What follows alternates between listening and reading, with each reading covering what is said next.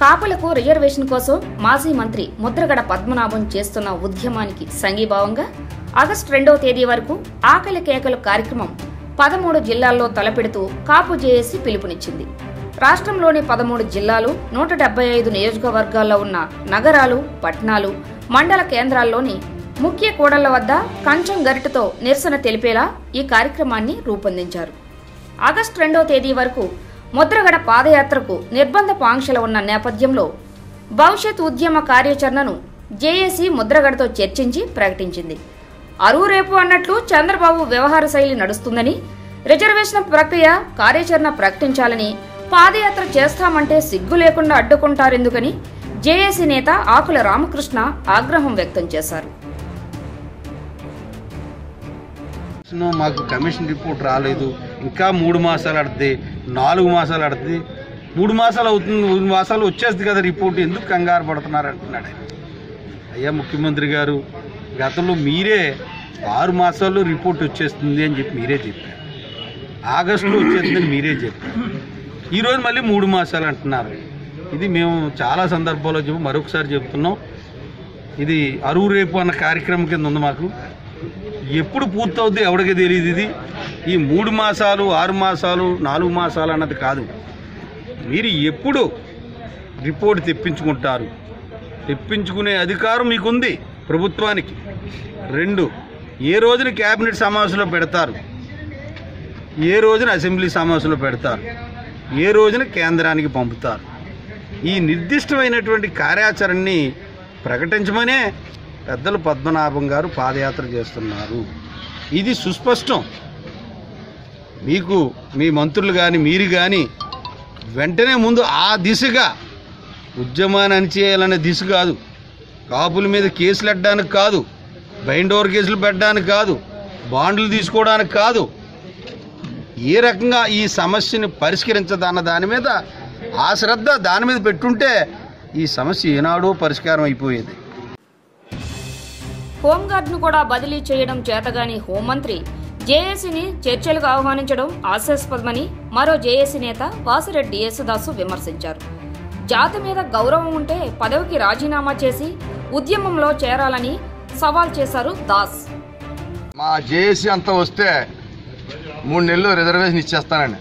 ఈయనకి ఎంత సీన్ ఎప్పుడు వచ్చేసిందో మాకైతే తెలియట్లేదు. హోంగార్డుని కూడా ట్రాన్స్ఫర్ చేయలేని హోంమంత్రి గారు మాకు రిజర్వేషన్ మేము జేఏసీ వెళ్ళి ఆయన కలిస్తే ఇస్తాడని చెప్పడం చాలా ఆశాస్పదంగా ఉంది. హోంమంత్రి గారికి జాతి మీద ఏమైనా గౌరవం ఉంటే రిజైన్ చేసి ఉద్యమంలో పాల్గొంటే గౌరవిస్తామని చెప్పి సందర్భంగానే తెలియజేస్తా ఉన్నాను. 3వది, మా నాయకుడు ఈ రోజు నుంచి ఆకలి కేక రాష్ట్రంలో 13 జిల్లాలో 175 నియోజకవర్గాల్లో కూడా పిలుపునివ్వడం జరిగింది. ప్రతి ఒక్కరు కూడా 11 గంటల నుంచి 12 గంటల దాకా ప్రధాన కోడల్లో ఆకలి కేక వినిపించాలని పిలుపునిచ్చాం. అదేవిధంగా 6 నుంచి 7 గంటల దాకా కొవ్వొత్తుల నిరసన కార్యక్రమం. ఈ అవసరస్తో తేలి వరకు పాదయాత్ర వచ్చే వరకు కూడా మనోళ్ళంతా కూడా ఏ ఊరు కా ఊరు, ఏ మండలం కా మండలం, ఏ నియోజకవర్గానికి ఆ నియోజకవర్గం, ఏ జిల్లాకి ఆ జిల్లా ఈ కార్యక్రమంలో పాల్గొని ప్రభుత్వానికి గాంధీ మార్గంలో నిరసన తెలియజేయమని చెప్పడం. మరికొందరు జేఏసీ నేతలు కూడా చంద్రబాబు సర్కారును తీవ్రంగా విమర్శించారు. పక్షం రోజుల్లో పరిష్కారం అయ్యే సమస్యను కావాలనే నానుస్తున్నారని నిప్పులు చెరిగారు. చేస్తా ఉన్నారు ఆయన. హిట్లర్ ఏమయ్యాడన్న సంగతి అందరికీ తెలుసు. ఆయనకి ఆయనే కాల్చుకుని చచ్చే పరిస్థితి వచ్చింది. అదే పరిస్థితి మన ముఖ్యమంత్రి గారికి కలగకూడదు.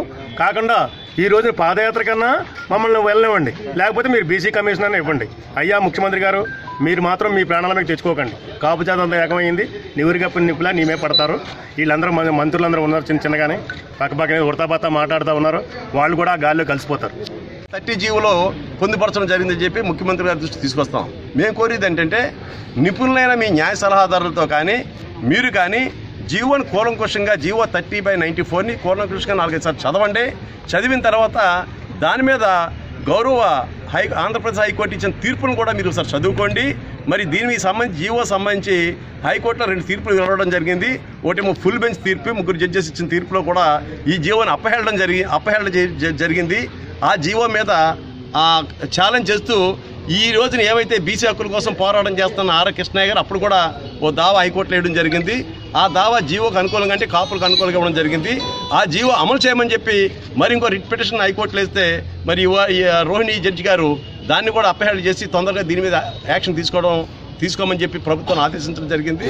ఈ 2 జడ్జిమెంట్లు వచ్చేటప్పటికి మరి ఇప్పుడు ఏ ముఖ్యమంత్రి ఉన్నారో ఆ ముఖ్యమంత్రి గారు అప్పుడు అధికారం ఉండటం జరిగింది. గౌరవ ముఖ్యమంత్రి గారు మళ్ళీ మేము అందరం కాపు జాతి తరపున మేము కోరేది ఏంటంటే దయచేసి జీవోని 30ని కూలంకుషంగా చదవండి.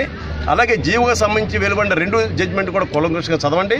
దాని మీద తక్షణమే కనుక మీరు చర్య తీసుకుంటే మాకు రిజర్వేషన్ అమలు చేయడం 10-15 రోజుల్లో పని చెప్పి మనం చేస్తాం. దయచేసి కాపుల యొక్క సహనాన్ని మరింత పరీక్షించొద్దు. అలాగే మరి ముద్రగడ పద్మనాభం గారి మీద కానీ లేకపోతే కాపు జాతి మీద కానీ మీరు విచక్షణారహితంగా మరి సెక్షన్ 30 పోలీస్ యాక్ట్ కానీ లేదా 151 సెక్షను అలాగే 144 సెక్షన్ సిఆర్పిసి కానీ విచక్షణారహితంగా మీరు అమలు చేస్తున్నారు. అది చాలా దురదృష్టం. మానవ హక్కుల్ని ప్రాథమిక హక్కులను కూడా మీకు కాలరాచాకు ప్రభుత్వం లేదు, పోలీసు వారు లేదని మేము మనం చేస్తున్నాం. తప్పనిసరిగా ముద్రగడ పాదయాత్రకి వెంటనే 2వ తారీఖు మీరు పర్మిషన్ అని చెప్పి ఈ సందర్భంగా డిమాండ్. ఇదిలా ఉండగా ముద్రగడ చేపట్టిన ఉద్యమానికి పెద్ద ఎత్తున గ్రామాల్లో నిరసనలు వెల్లువెత్తుతున్నాయి. పలు ప్రాంతాల్లో కొవ్వొత్తుల ర్యాలీ చేపట్టి చంద్రబాబుకు భగవంతుడు జ్ఞానాన్ని ప్రసాదించాలని ప్రార్థనలు చేశారు.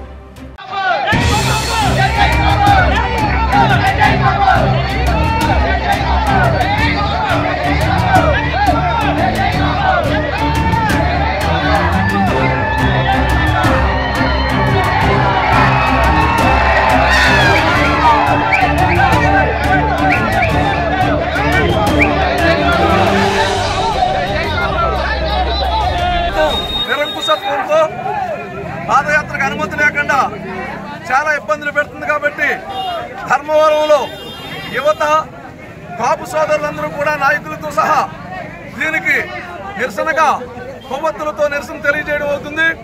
చంద్రబాబు గారికి జ్ఞానం కలగాలని, ఆ జ్ఞానం కలిగి మా పద్మనాభం గారిని పాదయాత్ర చేసుకోనివ్వాలని, లేకపోతే చరిత్రలో ఈయన కాపులకి వ్యతిరేకమైన ద్రోహిగా మిగిలిపోతాడని ఈ విధంగా మేము తెలియజేస్తా ఉన్నాం. ఇవాళ చంద్రబాబు గారు నా వేళ మేము బీసీలో చేర్చమని అడగలేదు, చంద్రబాబు గారు మేమేం పిక్చర్లో అడగలేదు. కాబట్టి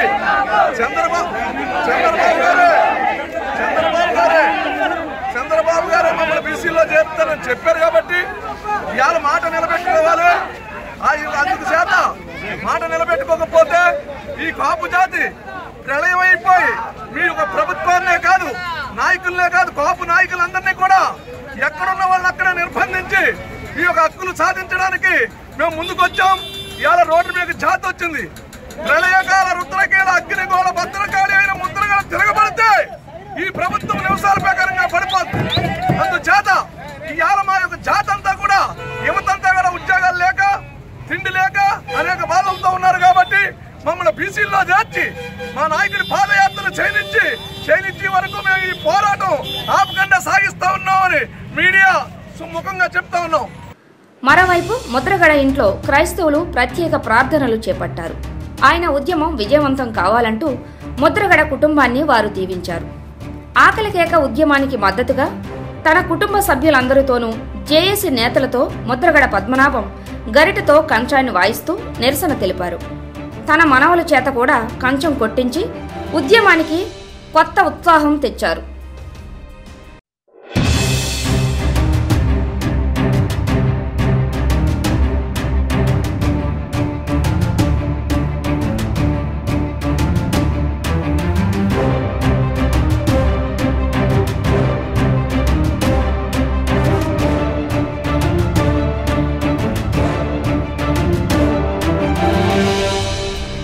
పోలీసు నిర్బంధంలో ఉన్న ముద్రగడను పరామర్శించేందుకు వివిధ గ్రామాల నుంచి వేలాదిగా కాపు సామాజిక వర్గీయులు ఆయన ఇంటికి వస్తున్నారు.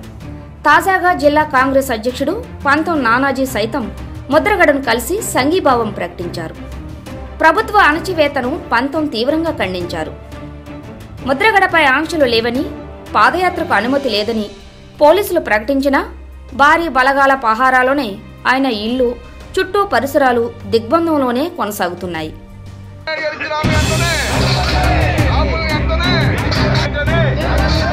ముఖ్యమంత్రి